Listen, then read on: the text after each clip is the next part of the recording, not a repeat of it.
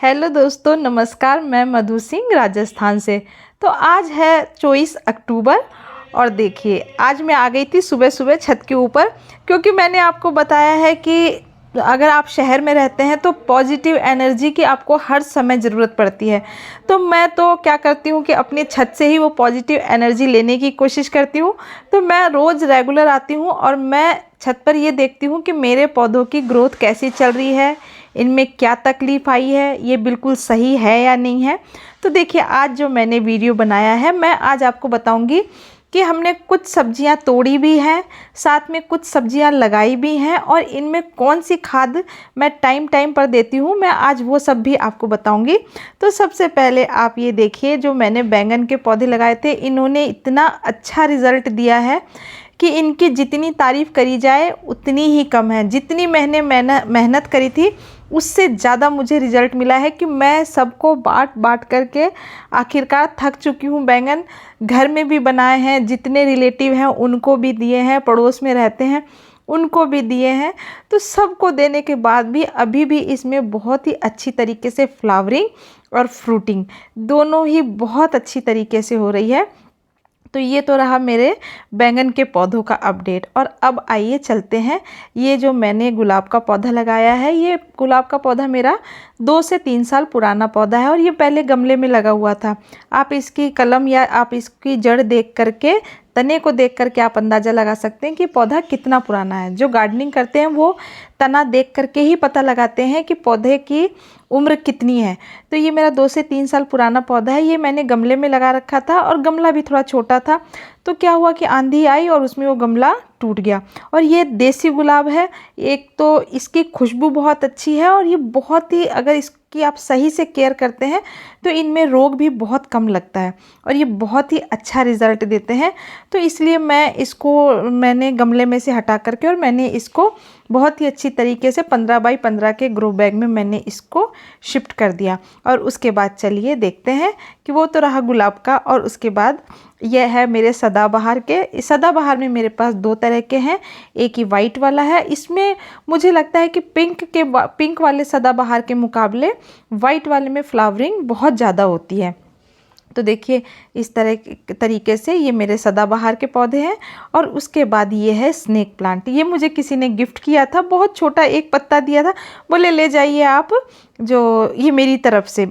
तो मैंने कहा ठीक है लाइए, और उसको मैंने लगा दिया और मैंने देखिए लगाया और ये बहुत ही अच्छी तरीके से ये भी बहुत अच्छा ग्रो हो गया है।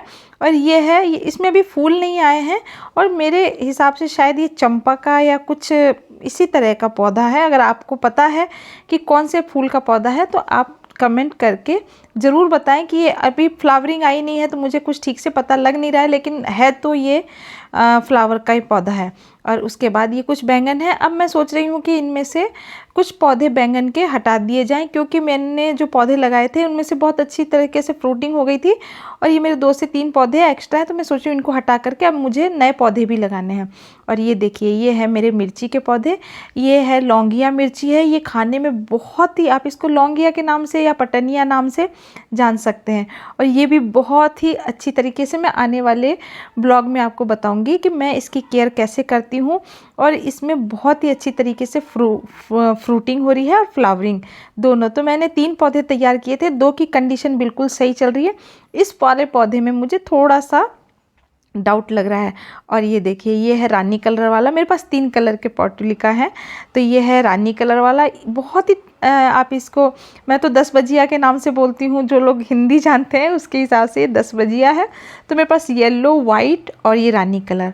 और ये है जो हमारी लौकी का पौधा था, जिसको मैंने हटाया नहीं था इसी उम्मीद पर कि अब सर्दी आ गई है तो शायद हमको अच्छा रिज़ल्ट इससे कुछ मेरी जितनी ज़रूरतें हैं उसके हिसाब से मेरे पौधे बिल्कुल बहुत ही अच्छा रिज़ल्ट दे रहे हैं। और देखिए इस तरीके से सबको पहना दी है वापस से थैली। और ये वाली जो, अगर आप कभी भी पौधे पर थैली लगाते हैं तो ये जो आजकल चलती है, ये डिकम्पोस्ट हो जाती है ये वाली थैली, तो ये नेचर के लिए भी अच्छी होती है। तो आजकल मार्केट में ये बहुत आसानी से मिल जाती है और सब्जियां आजकल इसी में आती हैं। तो ये थैली अगर आप सब्जियों में पहना देते हैं तो इससे सब्जियां ख़राब भी नहीं होती हैं, जो हमने गार्डनिंग में। इसी तरीके से आपको प्लास्टिक की थैली कभी भी अपने पौधे पर नहीं लगानी है, नहीं पहनानी है। उससे क्या होता है कि फूल हमारा अंदर अंदर सड़ जाता है। और इससे क्या होता है कि इतनी अच्छी होती है कि इसमें धूप भी लगती रहती है, आपका फल भी बचा हुआ रह सकता है। तो अभी देखिए इनमें बहुत ही अच्छी तरीके से मैंने लौकी तो इसमें बहुत सारी आ रही है, लेकिन मुझे लग रहा है कि शायद 3 4 या 5 लौकी सक्सेस हो जाएगी। तो उनको देख करके ही आप पता लगा सकते हैं कि अच्छा ये आगे बढ़ निकली है, आगे चल निकली है। तो उस हिसाब से मैं उसकी केयर करती हूँ, उसको बाकायदा थैली, अच्छी थैली से, क्योंकि इसमें एक छोटा मक्खी होती है जो क्या करती है, डंक मार करके और पूरे इसमें अंडे दे देती है और पूरी लौकी धीरे धीरे करके आपकी ख़राब हो जाएगी। तो क्या होगा कि हमको लौकी भी नहीं मिल पाएगी। और वो तो इसलिए थोड़ी सी लौकी मजबूत होते हुए और जब होए तो उसी समय आप उसको थैली से कवर कर दें। और ये देखिए ये है मेरा करेले का पौधा, इस पर भी मैंने, इसमें भी रोग आ गया था लेकिन मैंने इसको हटाया नहीं क्योंकि इससे मुझे अभी करेले मिल रहे हैं। तो मैं क्या करती हूँ, इस पर दूसरे से 2 3 4 दिन में ही नीम के स्प्रे का छिड़काव करती हूँ। नीम का पानी मैंने घर में बना के रख रखा है, मैं बाहर से नीम ऑयल लेकर नहीं आई थी। तो मैं कोशिश करती हूँ कि जो जैसा साधन है, ये नहीं कि बाज़ार जाऊँगी लेकर के आऊँगी, उसके चक्कर में मैं बिल्कुल इंतज़ार नहीं करती हूँ। और मैं कोशिश करती हूँ कि मैं जो भी साधन मेरे पास अवेलेबल है उसी से मैं करूँ। और अभी मैंने जो पीछे दिखाया था आपको, वो अदरक का पौधा है, वो भी बहुत ही अच्छी तरीके से ग्रोथ कर रहा है। और ये देखिए मैंने लगाया था पालक, तो मैंने पालक थोड़ा थोड़ा इसमें बो दिया था और ये अंकुरित हो गया है, ये जर्मिनेट हो गया है ये पालक। तो इसमें थोड़े थोड़े जो फालतू हैं वो भी मैं हटा देती हूँ। और अभी देखते हैं, अभी तो इसमें से पौधे निकल ही रहे हैं। तो अभी इसकी तो जब आप पौधा इस कंडीशन में हो पालक, तो आपको बिल्कुल गुड़ाई नहीं करनी है क्योंकि बहुत ही सॉफ्ट होता है। आप जैसे ही गुड़ाई करेंगे बिल्कुल पूरा बर्बाद हो जाएगा। और ये लगा दिए हैं मैंने टमाटर।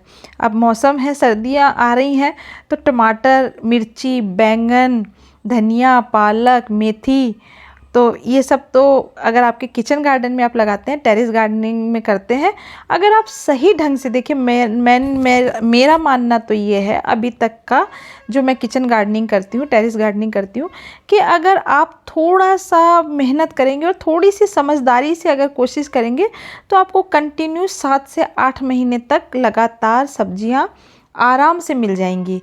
ठीक है, उसके बाद जैसे मई और जून, अप्रैल मई जून 3 महीने बिल्कुल हम, उस समय मैं कुछ भी नहीं लगाती हूँ, मैं बिल्कुल रेस्ट देती हूँ, मिट्टी तैयार करते हैं, फिर आने वाले 7 8 महीने हमको बिल्कुल सब्जियां मिलती रहती है।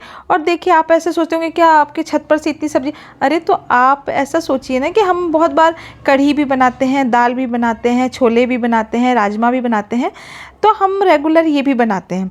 ठीक है, तो उसके बीच में अगर हमको किचन गार्डन से सब्जियाँ मिलती है तो हमको बिल्कुल बाहर से ख़रीदने की ज़रूरत नहीं पड़ती, आपका बहुत ही अच्छी तरीके से मैनेज हो जाता है। तो अब आ रही है सर्दियाँ, तो टमाटर लगा लिए हैं मैंने, पालक लगा लिया है, लहसुन के पत्ते लहसुन भी लगा लिए हैं, मूली लगा ली है।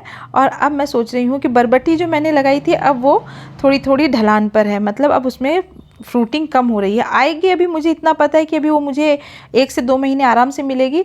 फिर भी मैं फ्रेंच बीन्स लगाऊंगी, आज मैं सोच रही हूँ कि मैं फ्रेंच बीन्स लगा दूँ, तो ये भी हेल्थ के लिए बहुत ही अच्छी होती है। तो मैंने फ्रेंच बीन्स मंगाए हैं और ये सर्दियों में बहुत ही अच्छी तरीके से इसकी फ्रूटिंग होती है अगर आप फ्रेंच बीन्स लगा लेंगे, क्योंकि सब सर्दियों में मिक्स वेज का तो आप जानते हैं कि बहुत ही चलन होता है। सर्दियाँ ऐसा मौसम होता है कि आप सब कुछ खा सकते हैं इसमें, तो सब मैं फ्रेंच बीन्स लगाऊंगी क्योंकि घर की इतनी सारी सब्जियां हैं, तब तक और सब्जियां भी आने लग जाएंगी। फ्रेंच बीन्स है मेरे पास, बैंगन है, लौकी है, करेला है, बरबटी है, पालक है, मेथी है, सब कुछ तो मैंने अपने टेरेस गार्डन में मेरी ज़रूरतों के अनुसार थोड़ा थोड़ा सा, और बहुत बार ऐसा होता है कि इनमें से मुझे और लोगों को भी इतना ज़्यादा हो जाता है कि बांटती हूँ मैं, तो सब लोग भी खुश होते हैं कि अरे वाह आपकी इतनी सारी सब्जियाँ आ रही हैं। तो ये देखिए इस तरीके से मैंने फ्रेंच बीन्स रात को पानी में भिगो करके और वर्मी कंपोस्ट और कोकोपीट का अच्छा से वो बना करके मिक्सचर बना करके उसमें लगा दिया है। अब 1 से 2 दिन में ये जर्मिनेट हो जाएगा। और थोड़ा सा मैंने साइड में अच्छी तरीके से इसके ऊपर कर दिया है। और अब आगे चलिए और बताती हूँ कि और मैंने थोड़ा सा अपने किचन गार्डन में क्या लगा रखा है।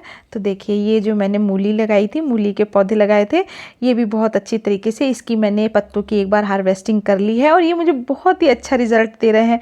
मैंने एक बार इनके पालक और मूली, अगर आप पालक, आपके पास थोड़े से पालक लगाते हैं और थोड़ी सी मूली लगाते हैं तो दोनों के पत्ते मिला करके आप भाजी बना सकते हैं। आप सब्जी के अंदर, किसी भी सब्जी के अंदर इसको डाल करके इस्तेमाल कर सकते हैं। तो मैं थोड़ी थोड़ी सब चीज़ अपनी ज़रूरतों के अनुसार से कर लेती हूँ और मेरा बहुत ही अच्छा टाइम पास होता है। मुझे कहीं जाने, हेल्थ भी बहुत अच्छी रहती है। मेरा मेन कारण टेरेस गार्डनिंग करने का मेरा हेल्थ इशू था, उसके कारण मुझे टेरेस गार्डनिंग स्टार्ट करनी पड़ी, क्योंकि शहरी जीवन बहुत ही अकेलेपन का जीवन होता है। बच्चे बड़े हो जाते हैं, बच्चे कॉलेज स्कूल अपनी दुनिया में धीरे धीरे, उनकी भी अपना टाइम होता है, तो वो आपको एक लिमिट का ही टाइम दे सकते हैं। तो सोचा कि क्या किया जाए, अकेलापन महसूस होने लग गया, तो मैंने कहा टेरेस गार्डनिंग करते हैं। थोड़ी थोड़ी गार्डनिंग से शुरुआत करी और देखिए उसका रिज़ल्ट इतना अच्छा आया है कि मैं सब्जियां लगाने लगी घर में भी। इससे हस्बैंड भी बहुत खुश हैं, हमेशा फ़ोन करते हैं कुछ लेकर के आना। मैं कहा नहीं नहीं, घर की सब्जियां हैं, अगर आपको बाहर का कुछ खाना है तो आप ले आइए, नहीं तो बाकी घर में बहुत ही अच्छी तरीके से सब्जियां है। तो बाहर तो उससे तो अब हम कुछ शौकिया लेकर के आते हैं कि कुछ खाने का अदर मन है तो ले आइए, और उस हिसाब से। और बाकी तो घर की सब्जियां रेगुलर आपको मिलती रहती हैं। जब तक बैंगन बनाएंगे फिर 1-2 दिन बाद मेरी लौकी तैयार हो जाएगी, करेले भी आ रहे हैं, करेले हैं, बरबटी है, पालक तैयार हो गया है, मूली के पत्ते हैं।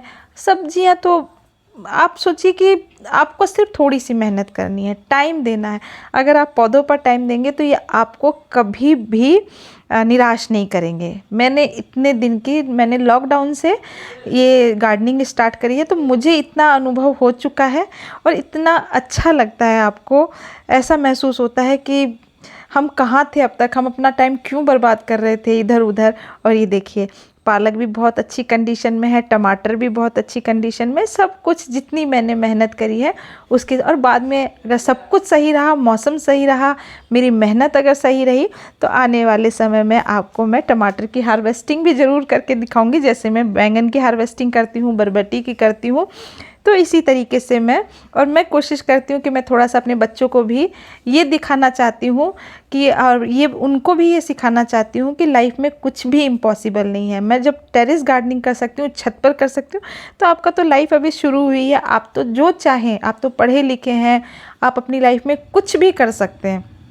तो इसलिए मैं हमेशा कुछ ना कुछ एक्टिव रहती हूँ। तो मैंने ये टेरेस गार्डनिंग स्टार्ट करी है और मैं आप लोगों से भी यही कहना चाहूँगी कि अगर आपको देख करके 2 लोग भी अगर इंस्पायर होते हैं और अगर वो टेरेस गार्डनिंग स्टार्ट करते हैं, तो सोचिए कि आपका जीवन सफल है, मतलब आपकी मेहनत सफल हो गई है। तो इसी तरीके से, और देखिए इसी बातें करते करते, वीडियो बनाते बनाते आज बैंगन भी हार्वेस्ट कर लिए हैं। बरबटी मैंने कल हार्वेस्ट करके किसी को गिफ्ट कर दी है और बैंगन भी गिफ्ट किए हैं। तो आज मैंने अपने लिए बैंगन तोड़ लिया। और अगर मेरा वीडियो आपको पसंद आता हो तो प्लीज़ लाइक एंड सब्सक्राइब ज़रूर करें।